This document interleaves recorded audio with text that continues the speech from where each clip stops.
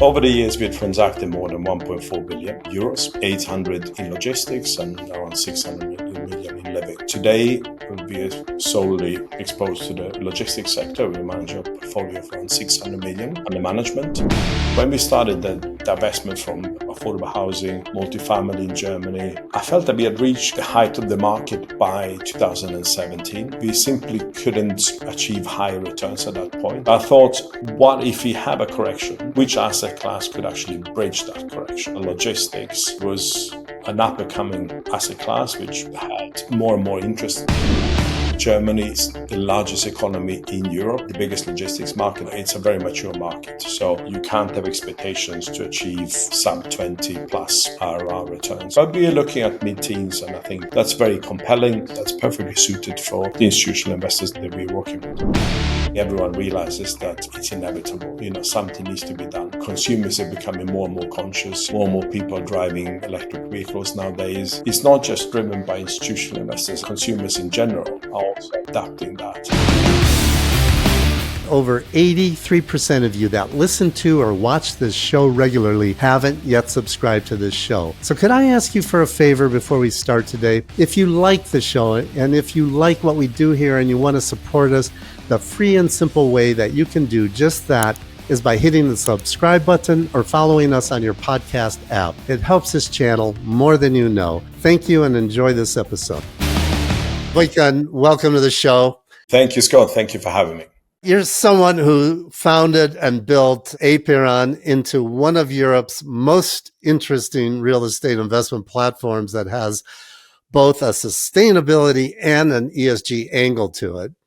But first, I want to rewind a bit because I want to understand the foundation that made all of this possible by going back to the beginning. So much of who we become is influenced by our early environment, and our childhood so often shapes everything. And you were born in Belgrade and spent your formative years growing up in Serbia and later your teen years moving to Sweden.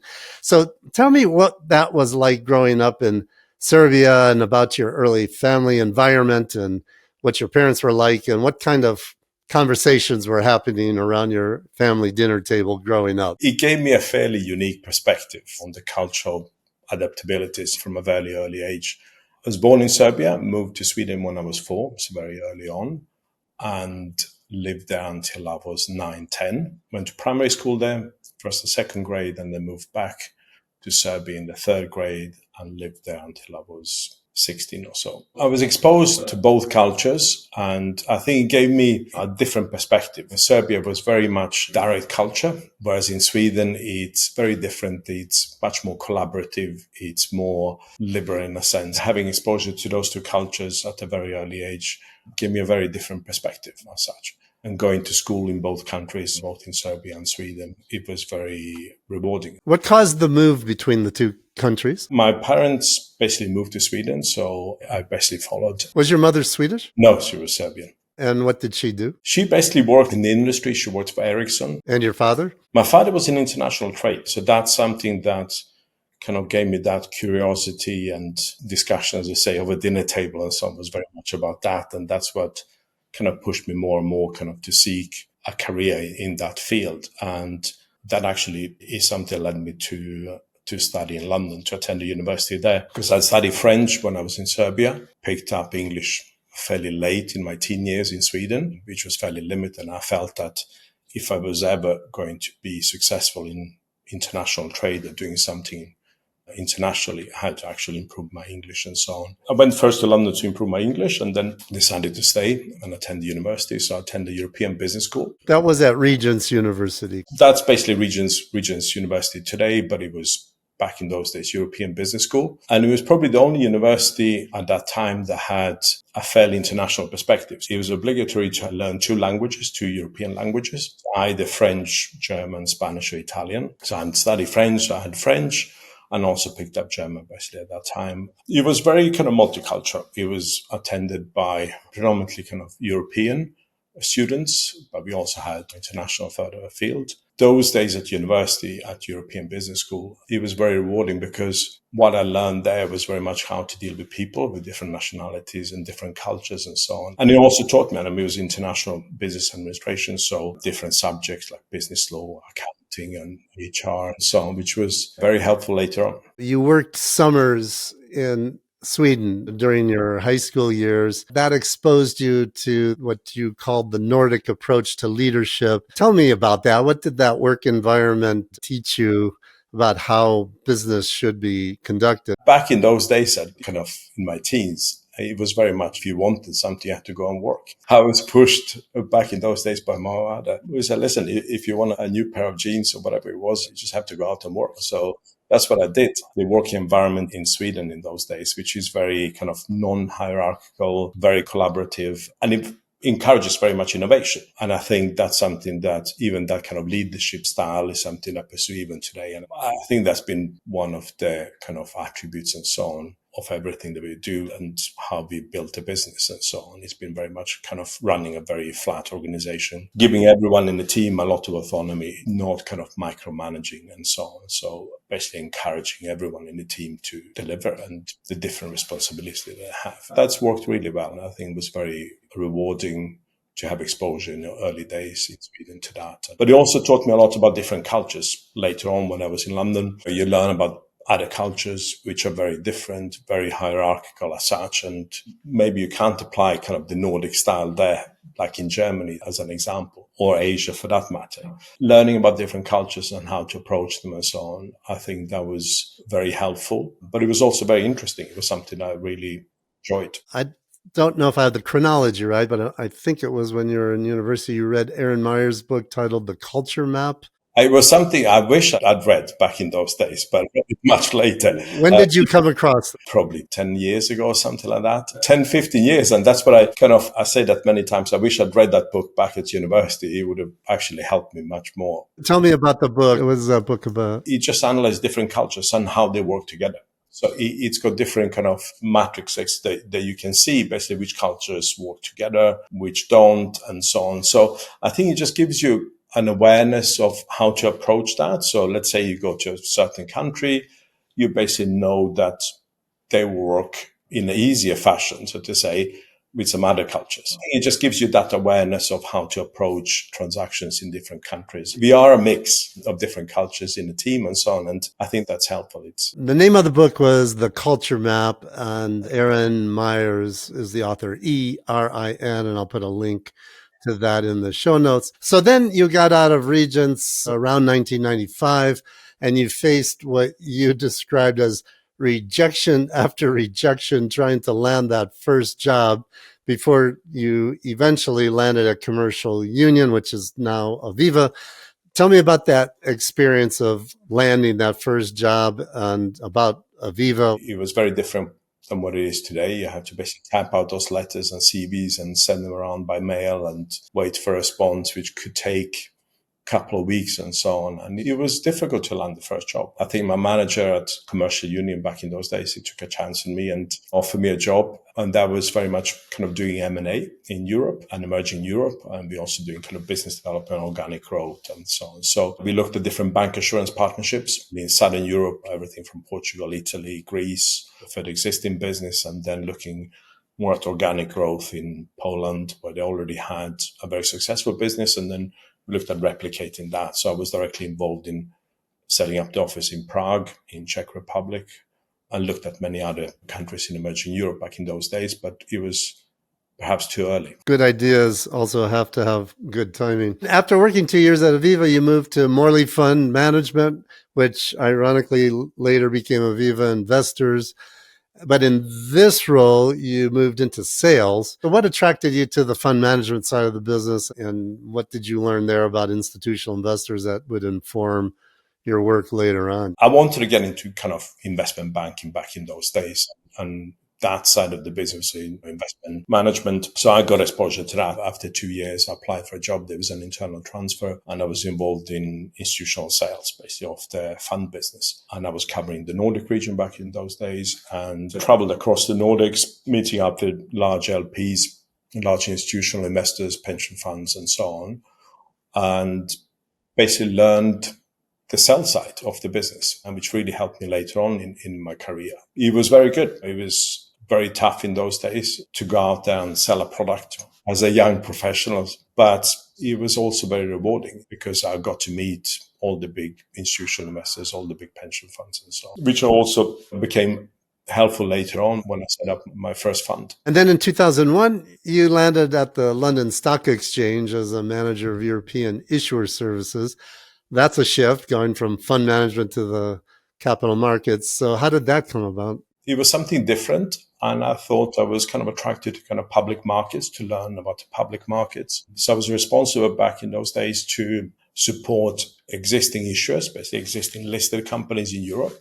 So there were more than 200 of them. They were listed, they had dual listings in domestic markets and also in London. So I was responsible for that, but also for new IPOs on either junior market, AIM as it's called in London, or the main market. And that was very much working with new technology companies, biotech companies and so on. And it was a work that you obviously had to do quite a lot of research to be able to talk to all of those companies and encourage them to list in London. So that opened that perspective and so on. And after 2 years, basically, I was offered a job basically going to private equity. And from there, from private equity, I met one of my clients there, an asset manager from Denmark. And they were looking to list one of their funds. I thought that was rather complex and so on and unnecessary. The fund wasn't large enough to support the costs and the regulatory requirements. So I encouraged them to do a listing in Luxembourg. And then from there, basically through that collaboration that we worked together, I was offered a job in Copenhagen. This is with BPT Asset Management, BPT right? Asset Management back in those days, which is now Northern Horizon. So we moved to Copenhagen, and initially I was covering the Nordic region. We also looked at Poland, different transactions there, and basically very quickly after a year to set up an emerging market fund, raised equity from Nordic institutions, predominantly pension funds, so support from the government, from the Danish government, and set up a fund and started investing in emerging Europe. So ran an asset management office back in those in Moscow and St. Petersburg. What's important for the rest of our conversation today, this was the first point in your career that you got your feet wet in real estate for the first time. And you said that once you did get into real estate, you were hooked. Tell me what was going on there and what hooked you to real estate. It was very much because it became very entrepreneurial in a sense. It was about building something and being out. It was that physical connection. Basically, you could go and see the buildings and actually make improvements and so on. And that's really what attracted me. And then I realized very quickly how big that industry was. And when I started off after university, everyone wanted to go into corporate finance and M&A and so on. But I wish I'd known better back in those days. Real estate at an earlier stage. You launched one of the first institutional grade real estate funds targeting emerging markets. And I think you set it up as a CCAP, and it was backed by the Danish government. And you raised over 100 million euros from Scandinavian, Benelux, and Swiss pension funds. Now, that's not bad for someone who's totally new to real estate. How did you convince those pension funds to back an emerging market real estate strategy of all things?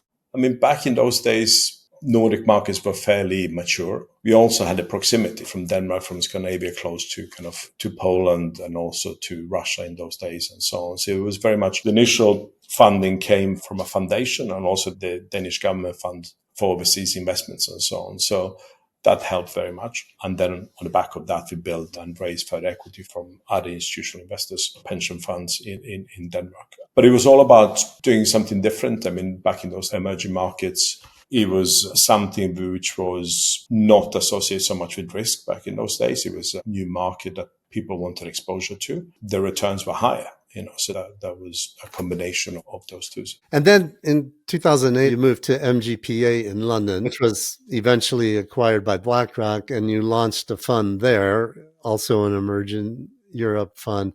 Tell me about MGPA and what were you hoping to do with that fund? With MGPA, much bigger organization, bigger exposure and so on. So we're looking to raise a fund there for emerging markets. So we spent probably a good part of the year preparing for that launch, but the timing was unfortunate. We had the financial crisis basically in 2008, and it was very short-lived. It didn't happen. everything imploded. And as you can remember from back in those days, you couldn't do anything, let alone emerging markets. It was a good exposure. I mean, it was something I learned a lot, even in that short period of time. It brought me back to London. It was a bigger institution, so obviously different processes and approach, exposure to different investors, more kind of an international perspective, bigger teams from everyone in a team that was shared widely and so on. It was a great setup. It was fairly large. We were around 100 of us in Europe, and then there was an Asian business as well. That was a new perspective. It kind of taught me a lot of how to do things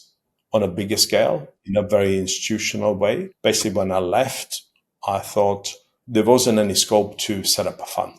Back in 2009, 10, it was close to impossible to raise something. But I thought, how do I apply everything that I've learned in the last years in a different format? That was very much kind of an approach that I looked at, using that institutional service and set of excellence and so on, but approaching that in a different format through a joint venture. We were basically working with large institutional investors, being pension funds or private equity firms or investment banks in those days, in a more challenging market.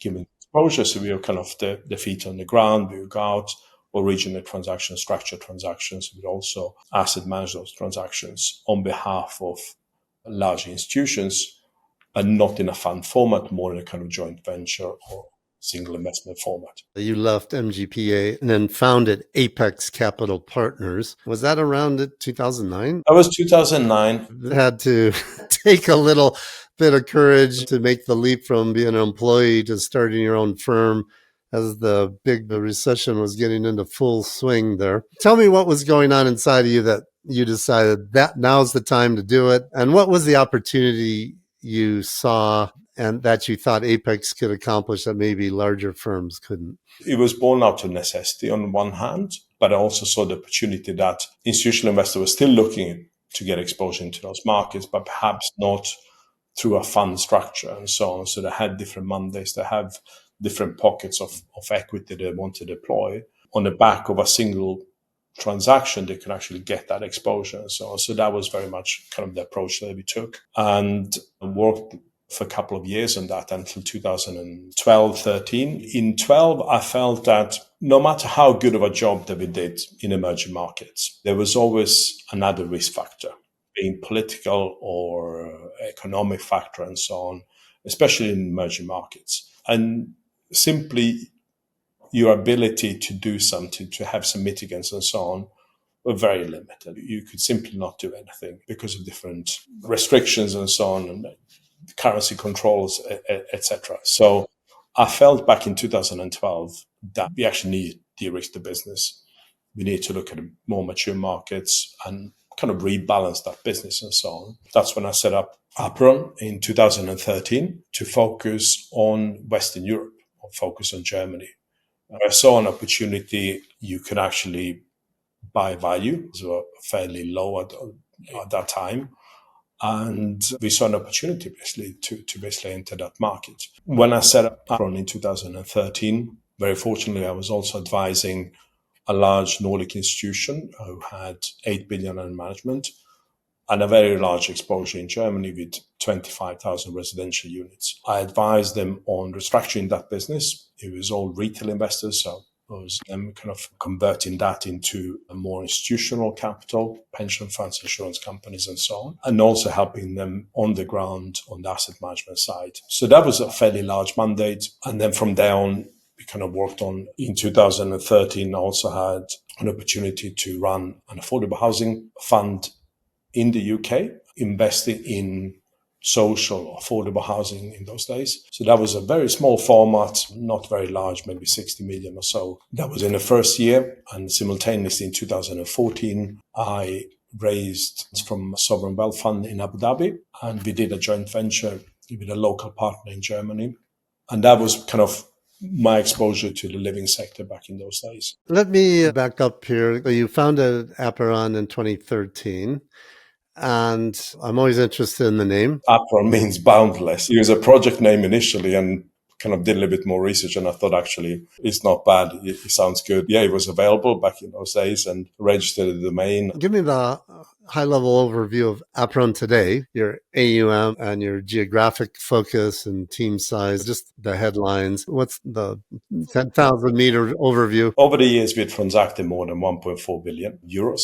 Out of that, 800 in logistics and around 600 million in living. Today, we are solely exposed to the logistics sector. We manage a portfolio of around 600 million under management. That's all big box in Germany. Yeah, how many employees do you have? We are very lean. We have 5 of us. We deliberately, when we were exposed to the living sector, you had a much larger requirement for bigger teams and so on. Whereas the attractiveness of logistics that actually that's bigger format, but you don't need the same size of teams and so on. So you can actually manage that in, I wouldn't say more efficient way, but in a way that it's more. And you're headquartered in London, right? Yes. A point that I want to draw out right here before we go further is Apeiron operates through what you call independent platforms owned by you and your capital partners, and not through traditional fund structures. That's an unconventional approach. Explain how the independent platform works and what's the advantage that this provides versus traditional fund vehicles. How we operate is through joint ventures with our capital partners, which are mainly from Middle East or Asia, where we are totally aligned. We co-invest, we act as a GP and they act as LPs. This enables us to run much more cost-efficient structures, much leaner structures, normally through Luxembourg or, for Germany, it's mainly Luxembourg. And there's no requirements, it's very focused. So from day one, we identify the assets. And that we basically work with our capital partners to structure those transactions together and then manage those on a set term, be 3, 5, or 7 years. When you talk about lower cost, you're avoiding all the listing and regulatory issues that you have with a listed fund, right? That's right. You've stated that your investment philosophy it centers on always being on the same side of the table as your clients, and that you do that through conservative underwriting that's focused on the fundamentals.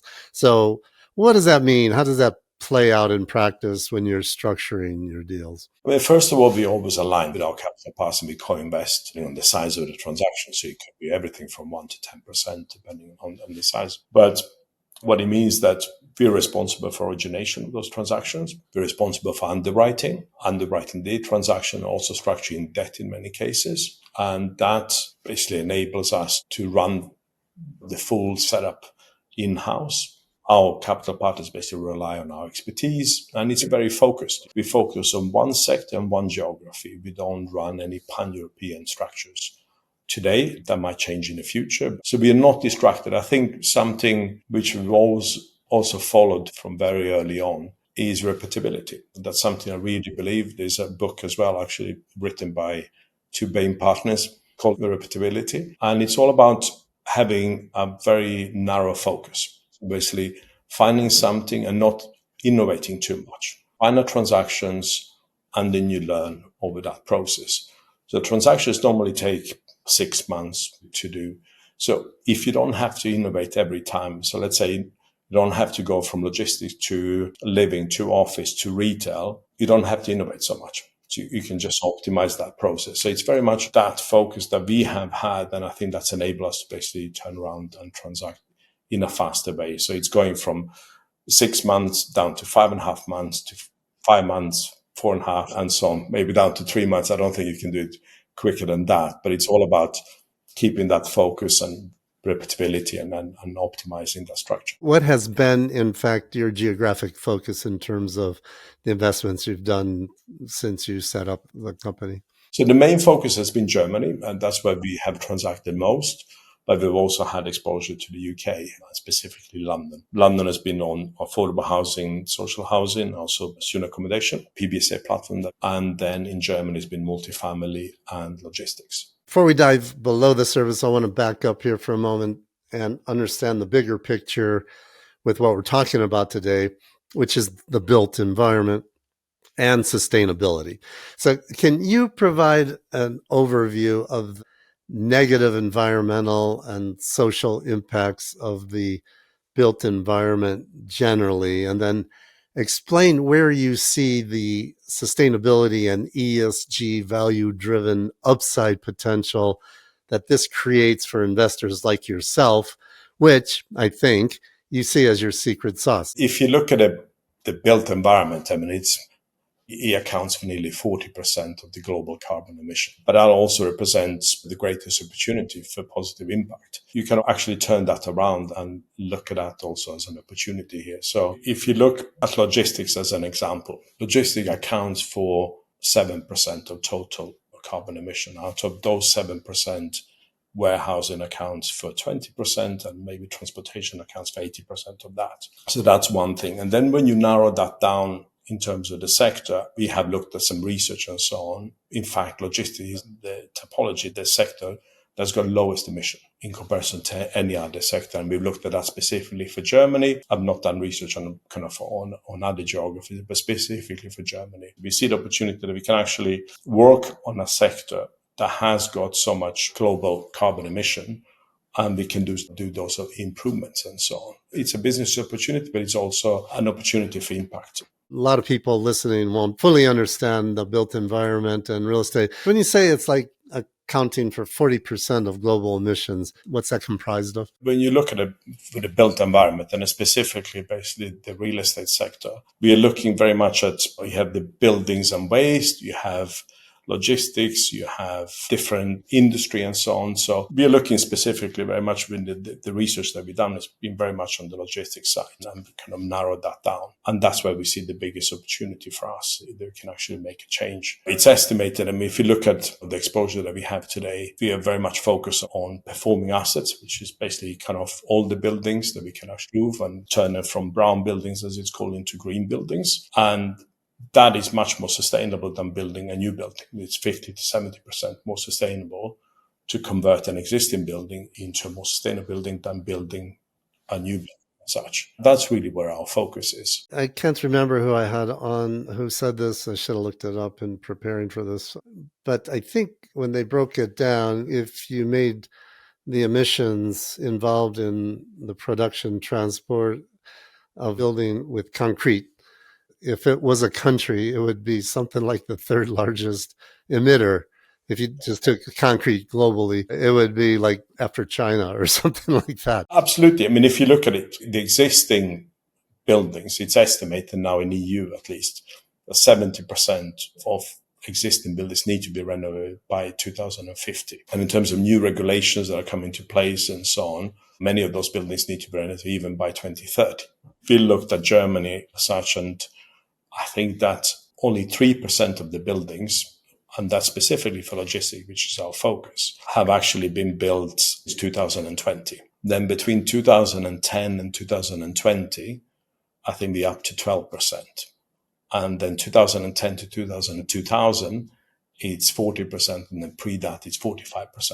That means that most of those buildings going back to, let's say, 2020 and earlier, they have an EPC rating of probably D. And that means that you actually need to renovate 85% of the total stock that exists today. And I think that's also something that we see also as an opportunity, but it's obviously our focus going forward in terms of our investment strategy. Let's get to Apeiron's approach specifically. Explain your theory of change, and still speaking at a conceptual level. When you talk about converting undervalued real estate into high-performing ESG-aligned assets, explain to listeners what that means in practice and how you actually execute that transformation. It's basically when we start our underwriting, we look at obviously underwriting both financially in terms of return requirements for our investors, but also looking at what improvements we can make. So it's very much a value-add strategy, but everything that we do in that value-add strategy has got anything to do with sustainability. I think it touches absolutely 95% of that is about sustainability, how to improve those buildings and so on. Many of those things you can actually plan at the point of underwriting, but then part of that is also through discussion or collaboration with your tenants. Different needs come up throughout the holding period and so on. So when we start with many of our strategy, especially on the logistics side, we set aside a certain budget, CapEx budget. And that is, we obviously look at the EPC rating and what else we can do and so on. We'll go into kind of details on what measures we can do. You always set aside a budget, and it's all about what value you can create on the back of that CapEx budget and how you can improve those buildings for the tenants and also at the point of exit, basically when you sell that building. Nowadays, all the big institutional investors obviously have ESG requirements and so on. So you would really struggle to sell an asset today that hasn't got ESG ratings, either in terms of BREEAM, very good or excellent and so on. You really struggle. You'll actually get a discount to that. When we start with a building and you have to do things systematically, maybe you cannot approach all the buildings in the portfolio, you take them maybe one by one and you underwrite that. And it's a fairly long process. I mean, I think it's very underestimated. It requires a lot of planning, lots of discussions with a tenant. Many times they're big corporates and they cannot decide very quickly and so on. They have their own requirements. So it can take up to a year or two minimum to put those plans in place. Then you need to agree that budget. Obviously, it's a large investment. We can take one of our buildings as an example here. So it's leased to a very large DAX tenant. It's an older building, probably 30 years old, but it's mission critical. It's next to a factory down in Bavaria, and we couldn't interrupt the existing operation. And that required a very systematic approach, is how to keep the tenants, the occupier, happy and operational because it was mission critical, but also implement a fairly large CapEx budget.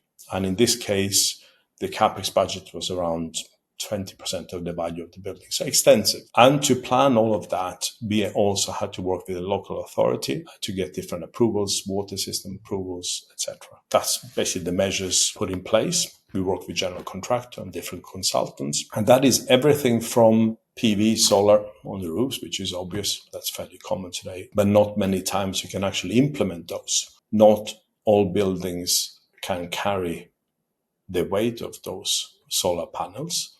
And we have had that in other buildings as an example, where, especially in Germany, the roof is not built to carry both the solar panels, but also with climate change nowadays, there's also fairly large snowfall and so on. And that combined cannot actually putting solar panels on the roof. Then you also have different issues with warranties and so on. If the building is not that old, you can actually not make any incisions and so on. That is also a deterrent. Implementing solar panels and so on, there's a lot of talk about that, but it's actually in practice, it's not very easily implemented. There's also difficulties when you install those solar panels that many times you cannot actually offload that to the grid. So it has to be solely for the tenant, for the consumption of the tenant, because it has tax implications as well. In practice, many times you think that you can actually put solar panels on maybe 80% of the roof,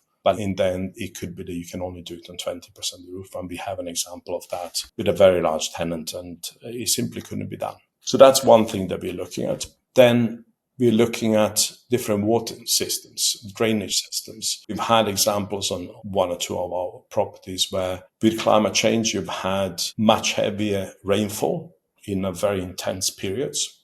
And that's purely due to climate change. The roofs cannot sustain that kind of rainfall, let alone the drainage and so on. So logistics buildings are very large. I mean, we focus on large big box format, 100,000 on average square meters. So the roofs are very large. And with those heavy rainfalls, the buildings can simply not sustain that. And also the drainage system. So on the project that we're working today, we actually had to spend probably a year to design a completely new state-of-the-art drainage system and also acquire additional land to accommodate that because it was fairly substantial, the work that we had to do. And that takes time. It cannot be done very easily and it's highly costly, but it's making the building future-proof for climate change and so on. And then we're doing different measures. We're obviously installing LED lights with sensors, very smart metering to measure basically the consumption of electricity. We implement different energy systems and also in terms of electricity connection and so on. So it's all this kind of green energy that we encourage basically our tenants, and we work with them closely on that. Different HVAC systems, which are very modern nowadays for filtration. So it's all about how do you keep the buildings cool? How do you keep them heated during winter and so on? So they're smart systems nowadays that are in place. You also install different skylights, which is natural, basically, and so on. So there are different measures that we actually work through those implementation phases. How do you identify assets that are undervalued specifically because of ESG issues? Is there a systematic approach to this? All of our buildings in our portfolio have green leases, which means we align with our tenants, so we hand it out. So that is very important, and that takes a little bit of time to implement those green leases. Most of our buildings are BREEAM certified, and they're very good or excellent. And you basically look at all those measures that we normally do, and you measure that if that's in place or not. And so when we look at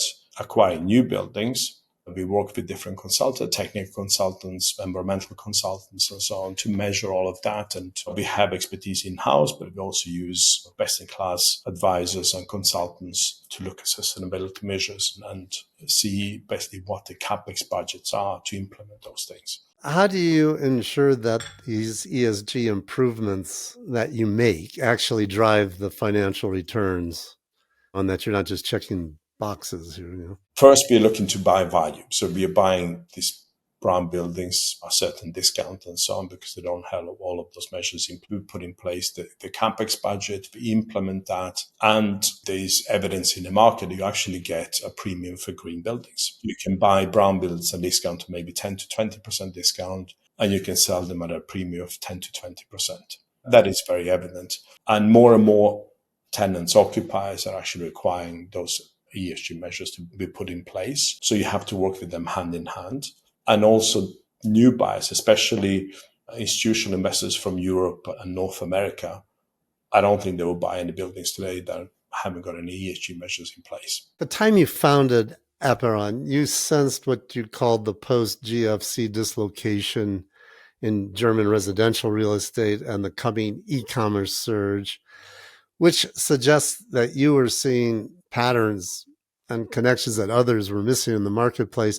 Walk me through your mental framework for identifying that opportunity when most people were just trying to recover from the financial crisis at that point. Our living strategy between 2013 and 17 was built on kind of clear thesis. We wanted to have exposure in Germany. We saw that we could actually buy value in Germany, in the German residential market, in multifamily. So we invested heavily in that. And we also heavily invested in student accommodation and affordable housing in London specifically in that period. And through the work, through systematic improvements that we were making, through CapEx measures and so on, we managed to achieve our business plan very quickly. So the multifamily portfolio that we run with our capital partner, we started investing at the end of 2014. And by 2017, we actually achieved our business plan, all the improvements that we could. There was still a little bit left, but we felt that the returns, the pricing that we had achieved was way above what we had underwritten originally. And those are kind of high teens, and we managed to achieve double that in a very short. So we felt that we had reached the top of the market in a sense. You made this investment around 2014. You invested something like 85 million euros in ESG capital expenditures. This was well before ESG was anywhere near mainstream in the real estate business. So you were well ahead of the curve on that. And what convinced you that the energy retrofits and these environmental improvements would drive the financial returns when I think most everyone else is focused purely on financial metrics? Yeah, I mean, it was a combination of those. So financial returns and also the kind of the systematic operational improvements that we were making on that portfolio. It was fairly large, 2,500 units. So it was a systematic approach. We had very good team in place, and we worked through that, and we saw basically the clear benefit on the back of that. And we saw that we could actually, through those improvements, with the movement in the market, would actually return double the returns. So it was a clear evidence, especially for that portfolio that we sold to a large institutional investor, basically the largest one today. You sold that to Blackstone, right? That's correct. Your first focus was what you refer to as the living sector, which is multifamily residential real estate. The Berlin investment was a big one. And then you had in the UK, one investment was the Poland House asset in Stratford, which was student housing. That must be a specialized niche. I don't know anything about it.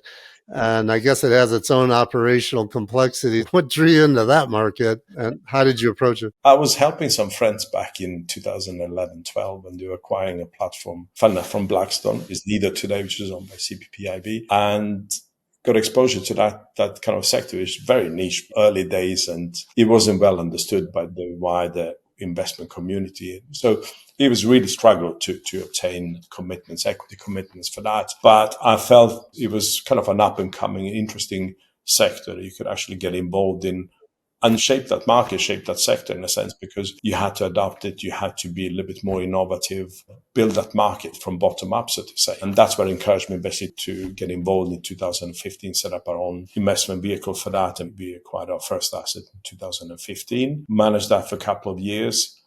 I felt that when we started the divestment from affordable housing, multifamily in Germany, I felt that we had reached the height of the market by 2017. We simply couldn't achieve higher returns at that point. I felt that the market, we're going to have a correction. And we started working with Asian investors in 2015. And they couldn't underwrite those transactions in the living sector because they were looking for credit rating from S&P or Fitch and so on. And in the living sector, we couldn't deliver that. So they were looking for longer leases and the living sector couldn't deliver that. So I thought, what if we have a correction? Which asset class could actually bridge that correction? I felt that logistics, it was an up-and-coming asset class, which had more and more interest. And I thought that was the only asset class that we could work with our Asian investors to give them those 15, 20-year leases, S&P ratings, AAA occupiers, tenants, and a sector that can actually bridge any correction that was coming into the market. So we started the investment program in 2017, divested fully by 2019. Our student accommodation asset was sold in 2019, which was very fortunate because we had COVID in 2020. It's not like anyone had seen the pandemic coming. It was simply that we felt that it was the right timing to exit. And then on the back of that, it was very fortunate that we had exited that asset class because that was in trouble, obviously, over the 2 years that followed. We started investing in logistics in 2017, which was early days, and focused on Germany, on big box. First transactions was fun enough with a Middle Eastern investor, and then that followed with Asian investors. To be clear, you made this pivot out of the living sector and decided to go all in on the logistic focus. Did you have to convince your Asian investors to follow that, or were they pushing you towards that? They wanted to have exposure to retail sector and office sector. I didn't feel comfortable with that. First of all, you had e-commerce, which was becoming evident. That was something that was going to dominate the industry in terms of trade and so on. So getting exposure to retail it didn't feel right. And then on the office side, I felt that was the multi-tenanted nature of those assets were quite complicated. So we thought that logistics is actually much simpler. We focus on big box, single tenant assets. And it was all about scale. It was a sector that felt that we could actually do larger transactions because we're not running a fund. So the transactions that we did were 100 million, 200 million, 400 million plus. And that could actually give us a scale. You've totally refocused now on the logistics sector. And you've said that it can be more sustainable than any other real estate sector.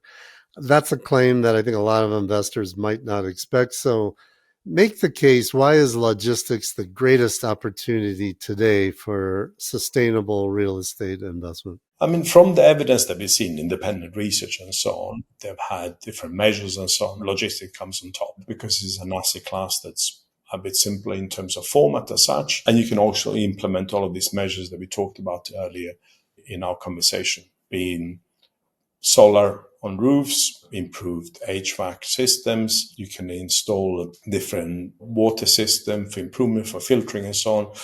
That you can also do in the living sector, but much more so in the logistics sector, which is a simpler format to implement all of those things. In the living sector, you can't install these large solar panels, basically. On the logistics side, you've got much higher exposure, much higher than, let's say, offices and retail, maybe some shopping centers and so on. But that is one way of doing that. And then all the other measures in terms of LED lights, cooling systems and so on, smart metering and so on, which is coming more and more in other asset classes, but it was very evident that we could do that in the logistics sector. I imagine because you're not talking about residential finishes, the cost per meter of conversion has to be way cheaper.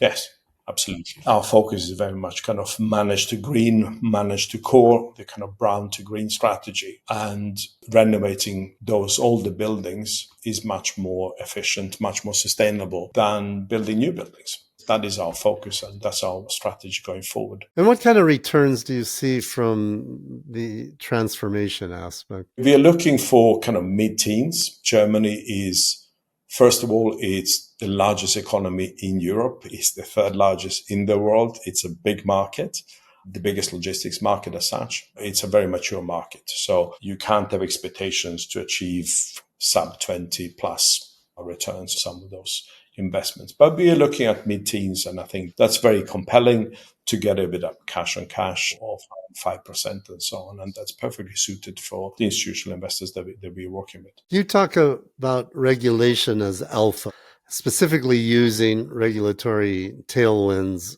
as a value creation strategy. Explain how these regulatory tailwinds create alpha in your particular strategy. It's all about new regulations in the EU. Basically, we are forced to renovate those buildings because they're not sustainable anymore. So with that in hand, you're looking at existing buildings. So it's going to be a necessity and an obligation that we have very quickly by 2030. You're not going to have a choice. You have to simply do it. That's where we're obviously looking to capitalize. That's where we see the opportunity, where we can make the biggest impact. Well, let's get tactical about your investment process. You're currently managing about 500,000 square meters of German logistics across what you describe the full value chain, from opportunistic to core plus strategies. Walk me through how this works in practice. How are you sourcing your deals? How are you screening them, both in financial terms and non-financial screens? And then how do you end up underwriting a logistics acquisition today? How many partners do you have in these types of investments? So we work with a panel of capital partners to underwrite those transactions. We focus normally on smaller portfolios or single assets. So in terms of underwriting, we have financial underwriting, and then we also employ, during our due diligence process, external consultants when it comes to technical, environmental, sustainability consultants, but also financial and legal, obviously. That is an aspect that is done in an earlier stage. On top of that, once we've done our initial due diligence and underwriting, we create a business plan, a very specific asset business plan for those buildings. And those are carried out over a 5-year period. Normally, we have 5-year terms for all of those investments. So we do that very systematically. In many cases, you cannot do everything at once. So you have to take things in turn. And we take, obviously, in collaboration with our tenants, because we try to implement those green leases, which also take time to sign. So once we have that in place, then we work very closely with our occupiers, with our tenants, to implement those capital measures. And as they require fairly large capex budgets, it needs to be worked hand in hand with the tenants. We also need to have some return on the back of that. It's a whole process that takes a little bit of time. In the first year, is very much working closely with the tenant, and then slowly we start implementing those capex measures as we progress over the period. You've integrated what you call ESG-aware investment structures, which includes things like Green Lease Clauses that link like rent reviews to efficiency KPIs. Well, this sounds like sophisticated ESG and integration. How do you structure these arrangements so that everybody's incentives are aligned around sustainability? You got renters, you got investors. You need to achieve common outcomes. We work with our occupiers, and many of our occupiers are large firms like big DAX firms, listed firms, US e-commerce occupiers and so on. And they have their own ESG policies in place and requirements and so on. So it's very much an alignment of that, what we are looking to achieve in terms of our ESG policies and so on, an outcome, and working in collaboration with them. So we've never had an issue. It's always been a fairly easy process, although it takes a little bit of time until everyone is aligned. But it's very important to have those green leases, because that then becomes very important when you're doing refinancing on at the point of sale. And they're all long-term leases? Normally 10-year plus leases. So we're working on something now on the asset down in Bavaria where our lease was coming to an end. We agreed the capex budget and all the measures with our tenant. And then we extended that for another 10 years at a point when we finish all the capex work. So in theory, that's close to 12 years of extension for the lease. And when you're doing the due diligence, what tools are you using to quantify carbon transition risks in your underwriting? And have there been deals where climate risk analysis fundamentally changed your investment thesis, or perhaps led you to walk away from an otherwise attractive opportunity? I mean, we use external consultants to measure those, but in terms of climate risk, many times, even though we've done a full due diligence, still the rapid change in rainfall with snow and so on, you simply cannot measure those things. It's impossible. Those buildings at such large scale, 100,000 square meters, and to check that every screw is correctly done and so on, is close to impossible. So it's very difficult to kind of account for that. We're getting close, but it's never perfect. I think that's for everyone, not just for us, but that's what it is. And it's unexpected. Things are changing so much in the world today, and it's close to impossible to be perfect in that sense. Technology integration and logistics is evolving rapidly. How are you thinking about smart warehousing and ESG monitoring systems and real-time data collection in your portfolio?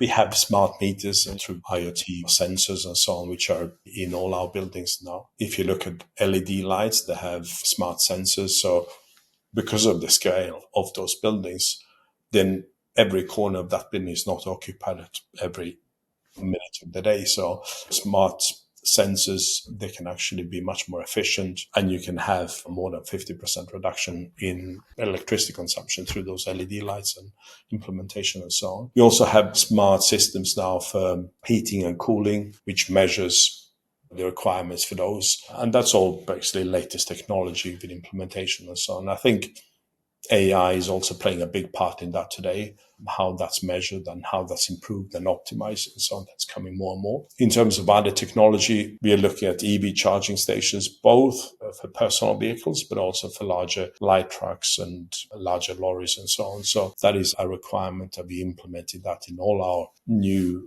transformations that we make. That's a big part. In terms on the social side, there's a lot of how to create a more bracing environment for all the workforce, obviously having automatic doors, disability system is in place and so on. That is, all of that is extremely important to us, and we account for all of that. So obviously, once we start works, we try to achieve the full spectrum that we can in terms of those measures. Who are your investors now, and what drives their interest in Apeiron's platform? Is it the returns, or is it the ESG thesis, or is it the platform approach? First of all, what attracts them is that they get exposure to a very focused investment strategy. Many of our investors are from Middle East or Asia. They need someone on the ground basically to manage those strategies. So it's a combination of those, and then the systematic approach that we have in terms of those measures, taking these brown buildings as they are, converting them into greener and more sustainable buildings. And are these pension funds or family offices? We've had everything from large family offices. We have sovereign wealth funds. We have large endowments from Asia, pension funds, security houses. I would say the full spectrum. You mentioned perhaps when you did Apex originally, but maybe it was when you founded Apeiron, you said that you discovered that these funds were looking for not a fund structure. They preferred the investment platform approach. What led them to that? For many of those large institutional investors, we were kind of the extended arm for them. They couldn't have exposure to all of those markets through these very specialized strategies. And we were kind of enablers for that, for them to get exposure to those strategies. So our target was always kind of the middle ground into that, the mid-market. We are not focusing very much on the smaller deals, that smaller developers, smaller managers, not smaller managers, but local managers could underwrite, but they didn't have the exposure to institutional investors across the globe like we had.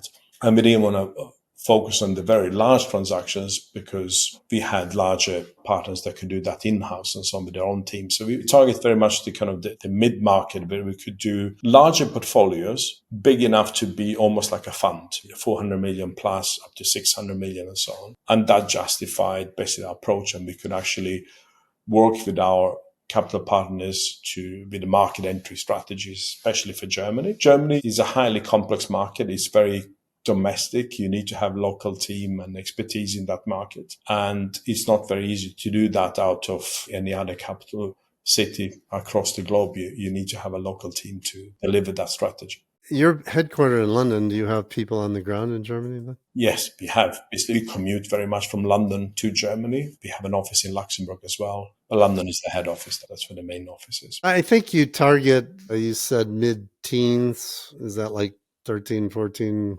Between 13 and 15. Somewhere in my research, you're looking for 4 to 5% running yield.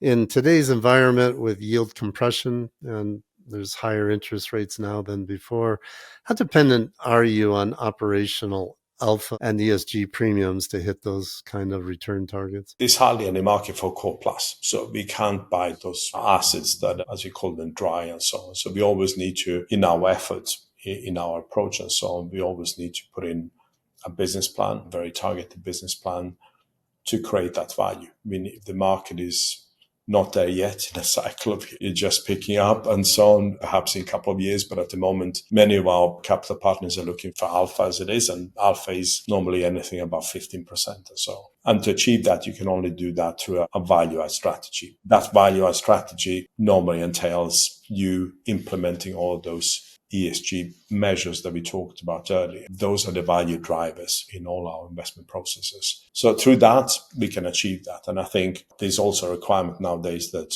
you have to do it. You haven't got a choice. When you approach an asset, you naturally have to convert it to a greener building. You're rewarded for that, which is obviously what we're looking for. We're recording this in 2025. ESG has become a bit of a bad acronym in some places, mostly in America. I don't live in America, but I don't have the feeling that in Europe it is under stress like that. Tell me your view on that. Is there a so-called ESG backlash in Europe? In Europe, you haven't got a choice. You just have to do it, especially Scandinavia, the whole of Western Europe.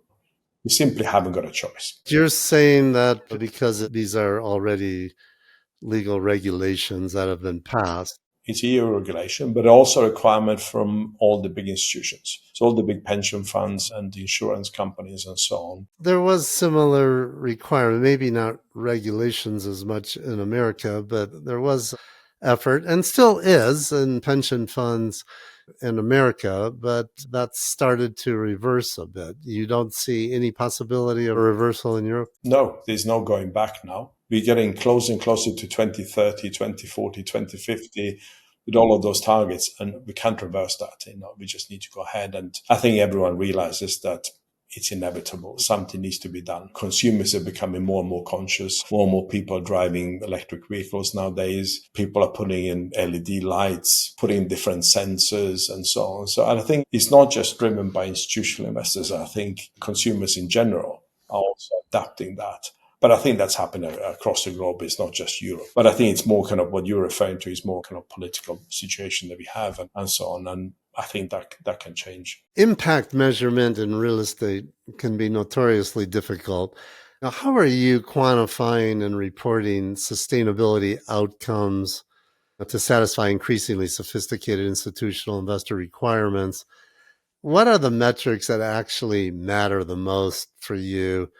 And is there any difference between that and what other people often think should matter the most? We need to have BREEAM certificates, and I think that's inevitable. The sustainability reports that we carry out with our external consultants and so on, we measure all of that in detail. We also set up these green leases, so that's kind of in collaboration with our tenants. And then all the measures that we do to implement that, obviously LED lights and so on, that's a direct impact. You can measure that very easily. So there are different systems, smart meters and so on. And we have all of that in place.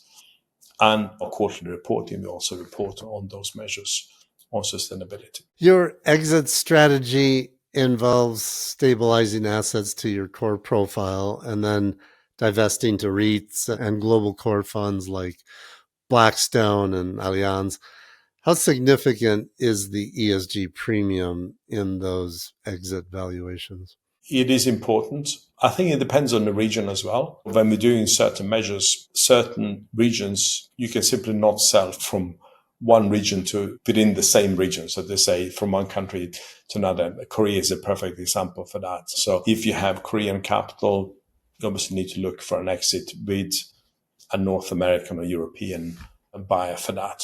So that's one thing. Looking at larger private equity firms in terms of ESG, it's very important for them because they have the same requirements like us and so on. So I think it's very important, but that for them, they also have the return requirements. But when it comes to institutional investors like pension funds and insurance companies, I think then ESG factors at the forefront. They're much more focused on ESG, and then the return requirements are important, but I think they're looking more for stable assets, core assets, long-term exposure and so on, and they're happy to accept lower returns for obviously higher quality buildings. In this market, probably more so in real estate than other asset classes, there's lots of ratings and certifications and more being created.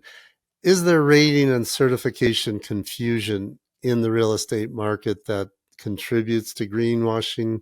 Is this a problem? And if it is, how does Apeiron ensure that its sustainability claims are credible and transparent? As an example, you can't get around for that. It's a rating that's done by external consultants and so on. I think if you're looking for a quick fix and so on, I think long term is not viable. So for us, the measures that we put in place, it's accountable. You can actually measure those directly. I don't think in terms of greenwashing and so on, we haven't really looked so much into that, but I'm sure there is something in the market and so on, but I can't really point my finger. So when we acquire buildings and so on, all of that is measured by best-in-class consultants and so on that's in place. You can't really get away with that. And I think it's very difficult, specifically in the asset class that we focus on. I don't think you can claim that something is green without being green as such. Maybe that exists in other asset classes, but I'm not aware of that. It's not a problem in logistics. We haven't had any issues so far. I mean, believe me, that's not the case in other asset classes. You can see headlines and so on, obviously, but nothing that we have had seen. You've talked about building a net positive logistics platform by 2030. It's not that far from now. That's an ambitious goal. That goes beyond carbon neutrality, which is what most people are talking about, and goes to something like actual positive environmental impact. How do you define net positive in practical terms? What's it going to take to get there? Is it going to take innovations and technology that doesn't exist? It's a combination. I think it's obviously, we talked about energy. That's one source, obviously, to kind of offset that. The things, different measures that you need to look at in terms of biodiversity, what you do in terms of the local environment and how you walk around the communities, biodiversity around the buildings and so on. So I think it's a combination of those. It's a very ambitious goal, and with working on from brown to green buildings, you can achieve a very high level, but perhaps not as high level if you were to build something completely new, because then you can have obviously different materials which are much more sustainable today. With a brown building, you can't change everything, whereas they're very environmental friendly materials that you can use today, which we also do when we renovate buildings. For example, we do timber framing, timber roofs, and so on, which also absorbs too. But you can perhaps not exchange everything. Achieving 100% it's going to be challenging because it's fast approaching. It's 2030 is 4.5 years away. Are you tracking this and publishing this on your website or anywhere? We published sites, but obviously we're reporting with our investors. We publish that. Where are you in your journey to being positive? As we are working on project by project, asset by asset, there in a substantial way. Can we achieve that by 2030? I think it's going to be challenging. But then in terms of the term of the investment, some of our investments are coming to an end in a year or two times. And then when we pass on those investments, obviously that's something for the new investor to take on and continue that journey. And then we take on new projects. Achieving that it's something that we aim for. I think it is achievable, obviously with all the measures that we put in place. But it's fast approaching. I mean, it's a very ambitious target. I've gotten through everything I've wanted to get through with you, but are there any points or aspects or topics that you wanted to hit on while we're together? I know that you talk to a very wide forum of investors in different asset classes and so on. And from your experience, obviously you've written a book and you've done so many of these podcasts nowadays. How do you see real estate? How does that compare in terms of impact, the asset classes basically that you have worked with on the previous podcast? I can tell you just in terms of interest, there's a big interest always whenever I publish a podcast with anyone investing in real assets. And I think some of the interest is it's not exactly obvious where that should fit in someone's portfolio. Most of the investors I have on, you have to be a qualified investor. And in terms of real assets, of course, that's usually very large sums as opposed to private equity investments. And you can be active in that, making $5 million investments. So there's a lot of interest in that, but not only real estate, also in forestry, because it's a completely different approach to investing. In that case, you have options of when you harvest your trees, depending on what's happening with the economy. It's just far fewer participants probably in real assets than in equities and VC. In terms of sustainability, it's what I hope to show. There's people doing all kinds of things. It's not only sustainability, it's impact. And it's not only environment, it's social, and it's responsible investment. And I try to expose people that are doing all kinds of different things and very innovative things. And I really feel that we're on the front end of the runway and not on the back end of the runway. Even though the market is big now and has experienced a lot of growth, if you just look at the amount of impact assets, it's grown after the Great Recession. People really started to think about there must be a different way to invest. And that's been where the interest in responsible investment has come from and what's driving it. I've really had so many different investors on with different types of strategies, and they all have their theory of change and the angle that they're participating in, but they're all innovating. And I just feel that it's important to consider what other people are doing.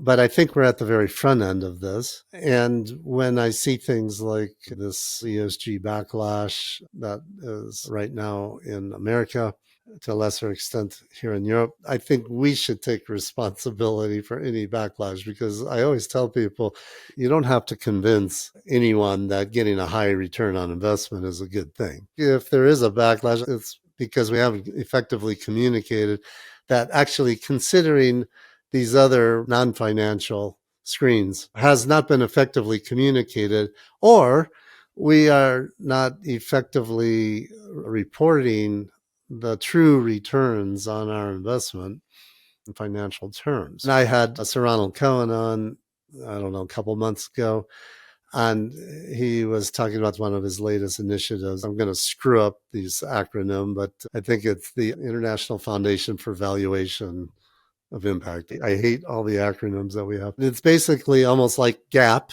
but it's a new proposal for a framework of the way that we should report accounts that consider the true financial impact of investments along with everything else that we're currently reporting. We haven't done that yet, but then GAP wasn't universally adopted at the beginning either. And so I think we have a lot of evolving to do, and we have to make the case. And yes, I've definitely had a lot of discussions on here about the big fat opportunity out there for greenwashing and impact washing and all that. You say it's not happening in your business, but it's definitely happening in publicly registered equity funds and public debt. But it's a result of people being able to see that by relabeling something, they can attract an additional premium. And then another thing that I often raise when I have the opportunity is power. There's all this talk about wind farms and solar panels, and that's become kind of a mature theme. But until relatively recently, nuclear has been off the table. And one that I've constantly quote is Mark Andreessen says that we have the solution for climate change, but nobody's interested in talking about it.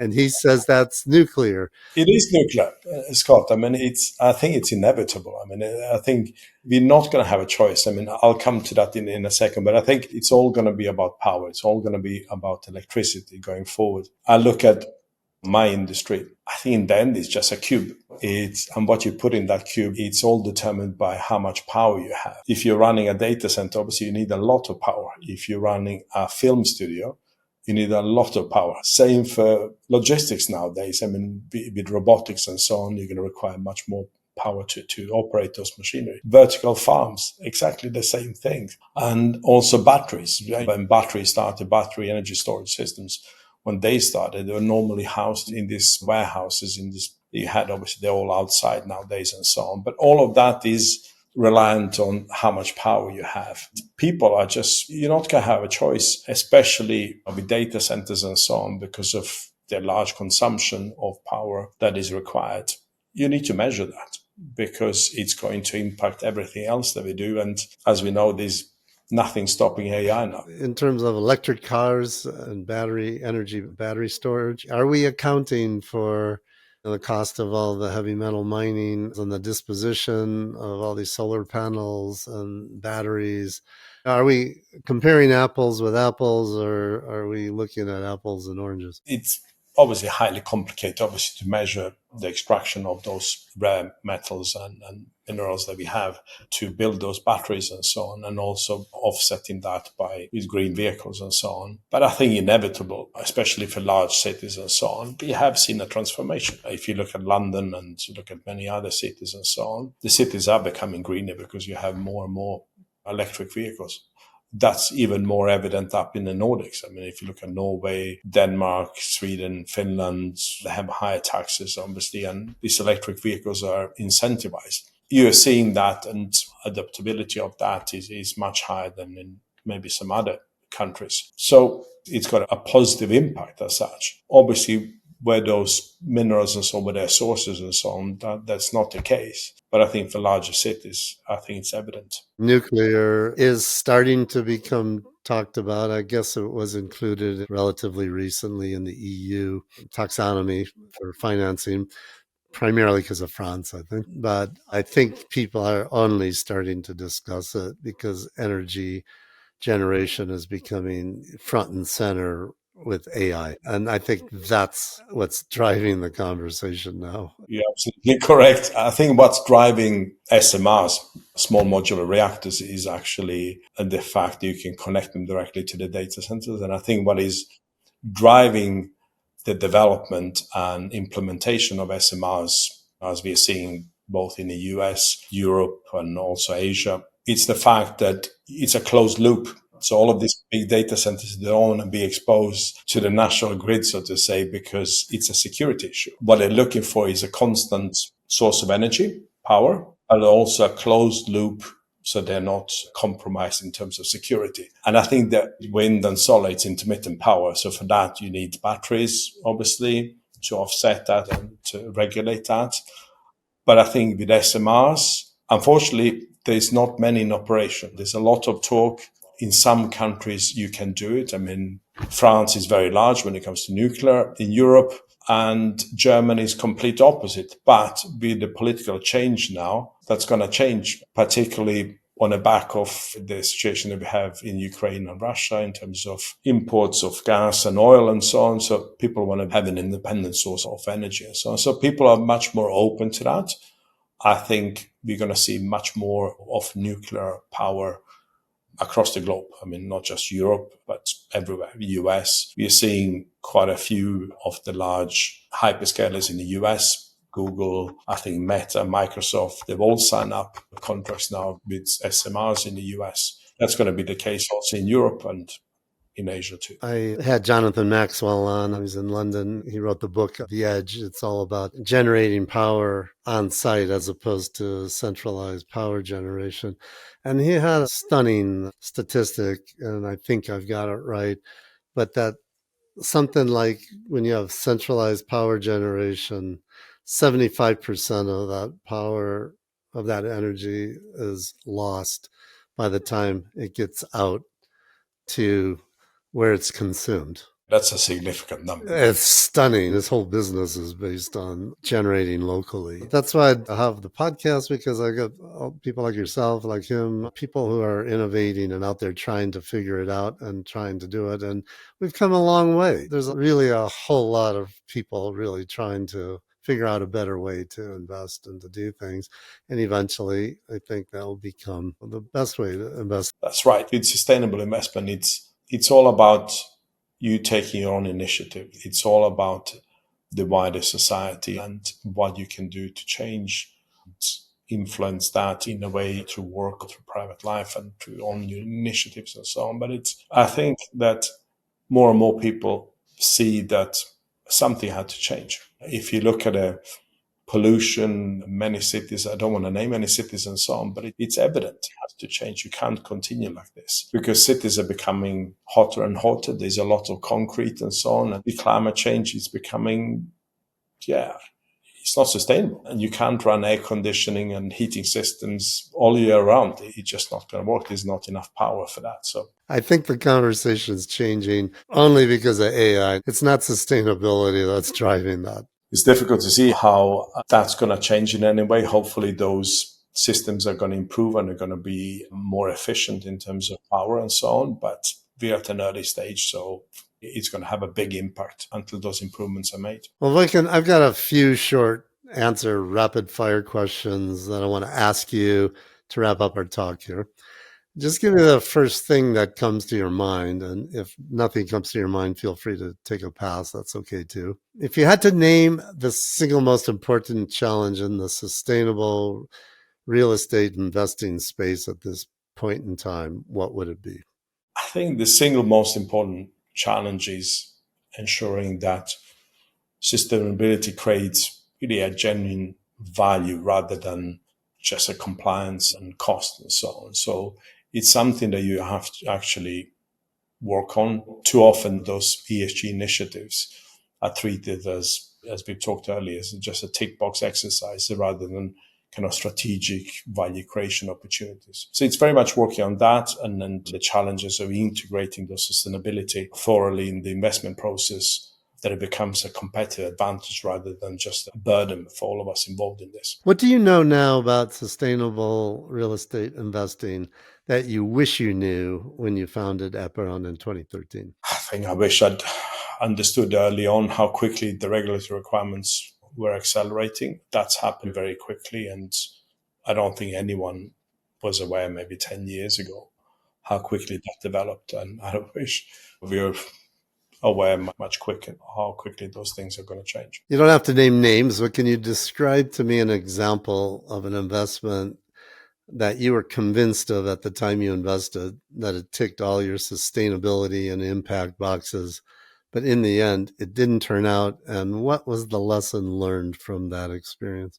I think we had less exposure. Basically, those would have been very core assets, newly built assets and so on. And as we were coming kind of to the end of the cycle, we would have simply overpaid for those assets and so on. And even though they looked attractive maybe in 2001, we are very glad that we didn't acquire them today because obviously the valuation would have been, we would have breached all the covenants and so on, and we would have been in trouble today. So it's all about not being carried away to the kind of the most shiniest assets at the height of the market and actually look at the value as opposed to just something which is fairly new and shiny. And now the converse of that. Can you describe an investment that you had some level of skepticism about, either at the time you invested or maybe you ultimately passed on it? And I'm thinking you were skeptical because of the sustainability aspect. And in the end, it actually turned out way better than you thought, and you were pleased you invested, or if you had passed on it, you wish you hadn't. And what was the lesson learned from that? If I take some examples and so on, I mean, on specific assets, we probably saw the value because those assets or that specific assets was under rented. The rent was very low in comparison to the market. And we saw that there was an upside. But then through our continued discussion, to close collaboration with the tenant, with the occupier, we could actually implement many more measures than we had envisaged from the initial stage when we made that underwriting. So in the end, perhaps we thought we could implement some measures, but in the end, through the collaboration, we could actually do twice as much and have much more impact than we initially anticipated. So we've had different case studies. We have different projects like that, particularly in Germany, large logistics assets, where we have acquired an existing asset and then through collaboration, through even collaboration with a vendor, we could acquire more land and actually build a more sustainable building and deliver a much longer lease than we anticipated.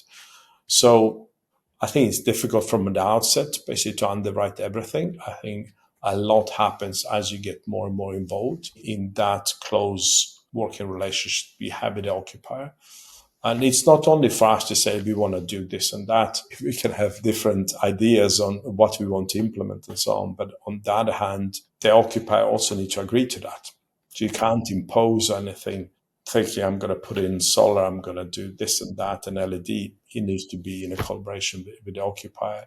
But then in some cases, our occupiers also come to us and said that we would like to have LED, we would like to install PV on something like that. And then through the work, they have actually done some of those measures themselves. If someone wants to get into the sustainable real estate investment space, how would you advise them to cut their teeth and get into the business? Understanding that sustainability is not a separate discipline, it's an integral part of an investment process. I think it's important not to be overwhelmed from day one and try to learn everything. I think it's important to focus on a single geography and single asset class, as opposed to thinking, I'm going to learn everything about offices or logistics or living. I think that would be an impossible task and it'd be overwhelming for anyone new to the sector and so on. So I think you need to take things in steps and work that alongside the kind of underwriting, the financial underwriting, because it's a highly complex industry and it's impossible to learn everything, kind of, to have a general approach to that. So I think I would advise anyone who is young just to pick an asset class, pick a geography, could be Germany, could be logistics, and then dive deeper into that because they're all different. I mean, we have Europe is different jurisdictions and many of them are different. You can't have a blanket approach to Europe, unfortunately. Vojkan, I think we're there. It was really great talking with you, and I really appreciate you coming on today. You've got a lot of great stories to tell. Been a pleasure. Now, tell everybody about your websites and your social media and all that good stuff so people can find out about all the great things that you guys are up to. We don't have a big kind of social media exposure and so on. We have our website, we obviously on LinkedIn and so on. It's apeiron.com, and we are active as we can. Perhaps we haven't been too active in the last couple of years because the market has been quiet as well. But yeah, people can reach us through LinkedIn. That's probably the easiest way. Yeah. And Apeiron, for people listening, is Apeiron. That's correct. So it's Apeiron.com. greenlease.com. And what's the best way for people to contact you if someone wants to get in touch with you? Either through our website, we have a phone number there, or through LinkedIn. Probably the easiest way. Great. Thanks again, Vojkan, for coming on. Thank you so much, Scott, for having me. Goodbye, everybody. You've been listening to SRI 360. If you enjoyed it, please hit the like button and subscribe to get future episodes. You can find an archive of all previous podcast interviews and more articles and information on SRI, ESG, impact investing, sustainable investing, and socially responsible investing at our website, sri360.com. If you'd like to read more lessons learned from world-class SRI investors, get a copy of Scott Arnell's book, Sustainable and Responsible Investing 360. It's a must-read for anyone wanting to know more about investing for positive social, environmental, and ethical impact, all with market financial returns. These are the stories and tactics of those leading the way as sustainable and responsible investing goes mainstream. Sustainable and Responsible Investing 360 is now available in hardcover, ebook, and audiobook format wherever books are sold.